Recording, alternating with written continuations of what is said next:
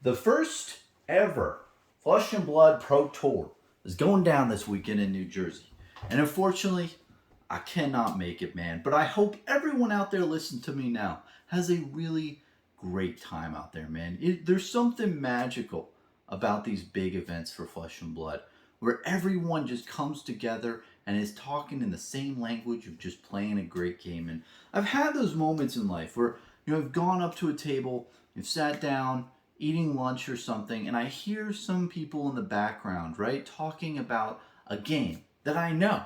And they're speaking the same language. And I can just talk to them and say, like, some, three sentences about the current meta or something, and they instantly get it. And I think that's the beautiful thing about these big events is that you're surrounded by like-minded people that will understand the verbiage that you're saying, like, Dorinthia needs to have, hit her first Dawnblade attack to be able to get go again and such like that. If you say that to someone in a random store, they're probably not going to understand what you're talking about. And I just want to make a video just talking about my just really kind of high level tips of what to, expect with the whole tournament scene if you're planning on, playing in any event. I've got a bunch of things that I learned from previous events that I think are important to rehash and just, make content over. But, overall, man, just enjoy the shit out of it. You're going to have Legend Story Studios there. You're going to have Rudy. You're going to have the tall Timmy, man. The tall Timmy. In America the Beautiful, the tall Timmy reigns, just walking around and just, I don't know, I just love the guy. And then also Alex from the Fabled Academy. I really wanted to see him, meet him in person eventually. And he has like some crazy videos on his channel that, show like cinematic versions of Flesh and Blood events. It's really cool, man. I'll link both of their channels below. But all in all, there's so many other content creators out there and viewers also, man. It's great meeting people in person. And I can't tell you how many times, I'm just walking around during the last event I went to, Vegas. It just people are like, oh hey, it's Bronson, hey, like, can you sign this? And, oh, okay, yeah, sure, I'll do whatever you want here. It's just, but just meeting people and meeting, like, I remember there's this one guy I played in two separate events. I think I played him in the Calling and then also in Nationals, and just he's an awesome guy. Yeah, first time I met him, I think he was based in Pennsylvania or whatever, but just really cool just to talk with him and just playing Flesh and Blood and games against him. You meet a lot of cool people at these events, and sometimes you can have these friendships that last after the event. So all in all, man, just embrace it. Just give it a old big bear hug. It's just, I feel like there's gonna be a really really memorable event there, and I'm really kicking myself that I have to miss it, but I'm definitely going to be binging a lot of content out there. So if you're a content creator, please like pump that shit out as much as possible. I want to see every little nook and cranny of that event. It looks really awesome. But I really want to get into some type of things that I've learned from previous events. Let's say you're competing in the Calling or Battle Hardened or the Pro Tour, anything out there, man. There's some things as a competitive player that is really important when you're in these big events, because a lot of times there's no takesy backsies. You're trying to do as best as possible, and there's a lot of nice tips I think that are important. Now, the first thing is when you're playing against an opponent, I think if you look at the high level view of what you have to do strategy wise, is think, how is my opponent going to win? If your opponent says, hey, I'm playing Katsu, right? You have to think, okay, is he going to be like a control A ninja where he defends and blocks and tries to whittle me down with the Kodachis over the long period of the game? Or is he playing aggro ninja and he's just trying to do the life point game where he wins in life points? And based on those types of interactions is how you can modify your gameplay. So for instance, if I'm playing against Akatsu, and after the first two turns I realize he's blocking out a lot, right? Well, that tells me he's trying to get into the long game. So I'm going to make my level of play more aggressive because I need to make it so he doesn't have as much cards in his deck, so he can't last a longer period of the game. Now, if he's playing aggro, and let's say the first two turns of the game, he's just going like ham on me, I'm going to be blocking out a lot more for the first half of the game. And then after that half of the game, I'm going to start being more the aggressor when I see that I have opportunity to attack back.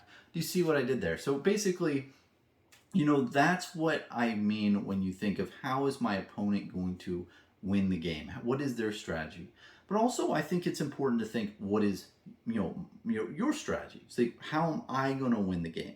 And picture it. Am I going to kill my opponent with the life points? Am I going to delete all their life points before mine? And can I even race that deck that I'm up against? And if you can't race it, well, maybe you should do a new mid-range strategy where you look for opportunities if you don't think you can race them. And then all these other aspects of, okay, think about how you're going to win versus your opponent. I think is really important because, with different matchups, there's different strategies that you have to implement, and sometimes you get mid-game and you have to change up your strategy. And you're like, well, I thought I was going to beat him on health points, but maybe, my deck looks a lot bigger than his, and I have 10 more cards in my deck, so I should probably block out a lot more and try to whittle them down deck-wise. So I think that's a really important, high-level strategy that I always try to, implement when I'm going up against is how do I beat my opponent? And how are they going to win? How am I going to win? And the best way you can really understand the strategy of the deck is just talk to people. Just go around and talk to people. Say, hey, that's a cool deck. How does it work? How do you win? And figure out how they win and what their strategies are and what their big combos are and how you play around it. That's a very important thing to do in Flesh and Blood. And I've gained so much knowledge by just stop talking. Just go up to someone and say, hey, what deck are you playing? How does it work? And then you quiet, just listen with your ears and think how are they winning, and just take on the information, man. There's so much stuff you can learn by just listening, especially when you're talking to other players who are more experienced than you and they've played more matches. Anyway, now the next big thing, man, and this is really, really important. Always, always, always double and then triple check your deck to make sure you don't have any sideboard equipment in your deck.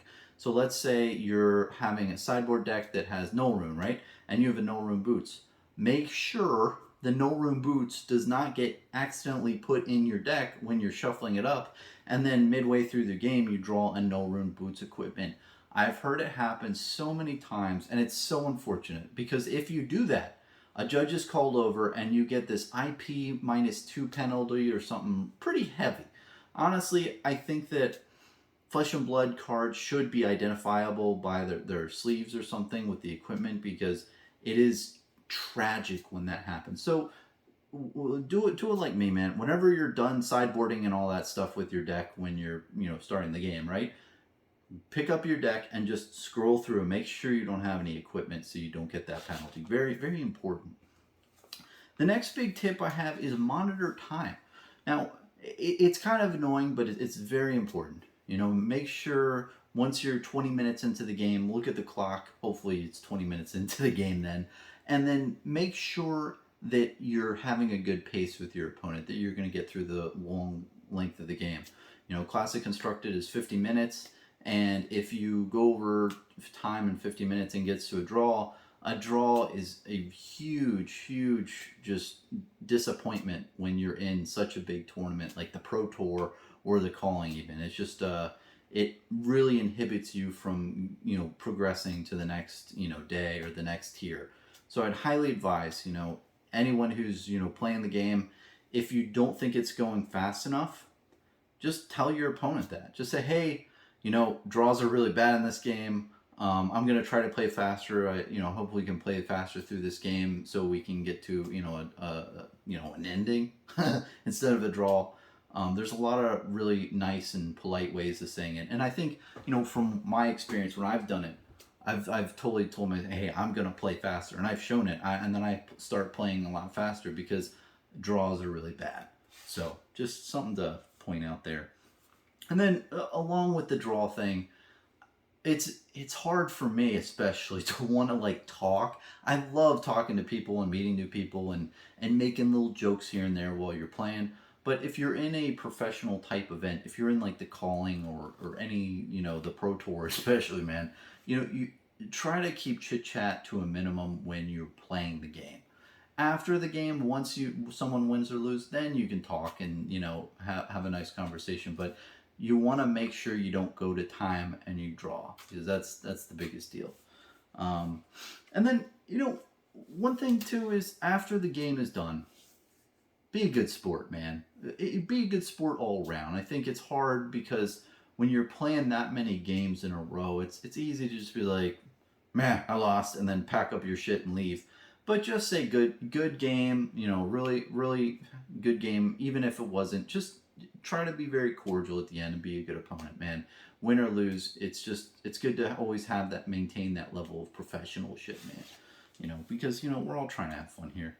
And when you do play a lot of games of Flesh and Blood, and if you're very new to competing in the calling or any type of big event, it's gonna wear on you. You're gonna play 3 days straight of Flesh and Blood, and at the end of that third day, you're gonna have the biggest migraine and think, oh God, I don't want to play another game of Flesh and Blood for like a week.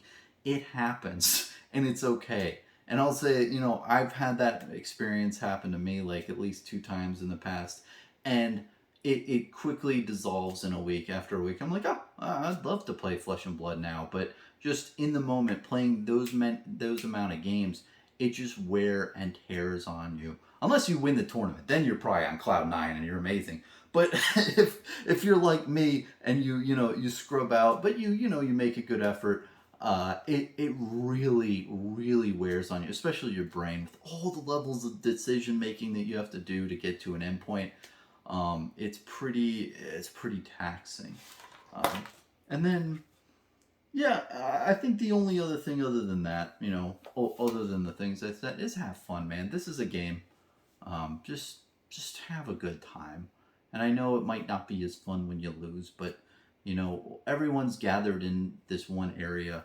All of us have a precious amount of time in life, and we're devoting like a weekend to go to an area full of like-minded individuals that love a really damn good game, which is Flesh and Blood.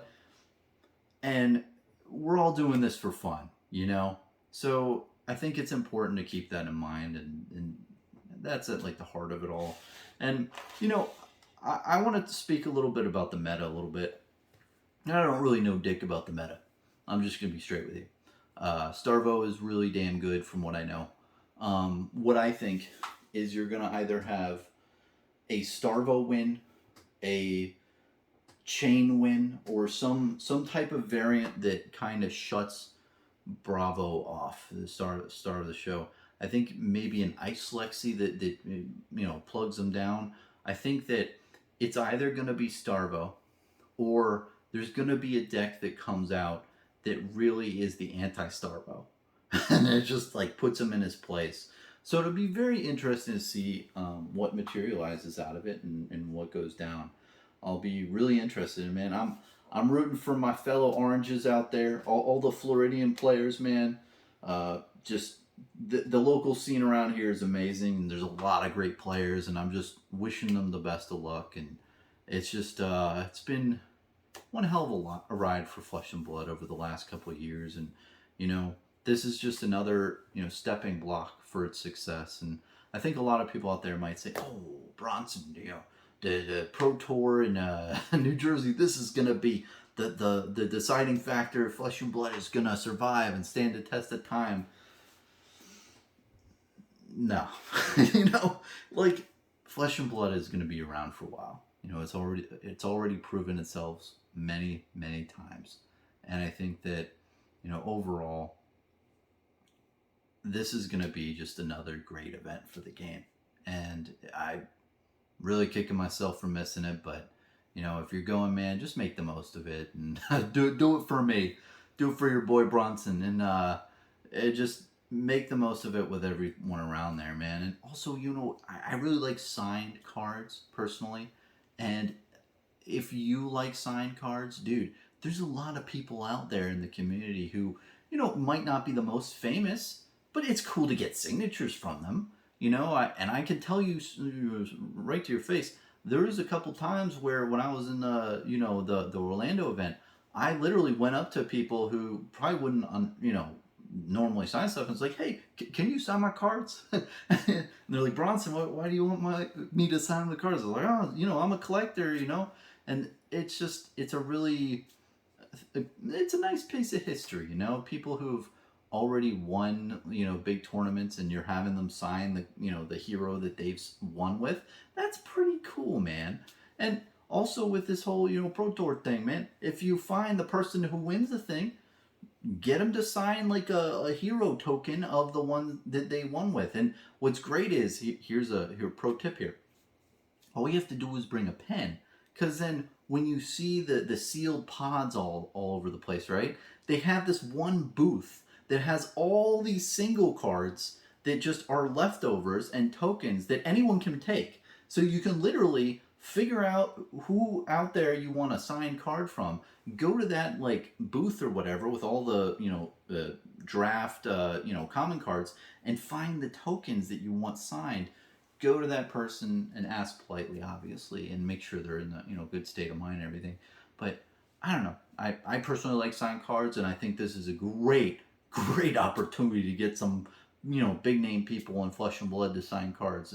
And even though they're not like, you know, millions of followers or anything, they're really important in the Flesh and Blood community. Who knows what's going to happen in the future, you know?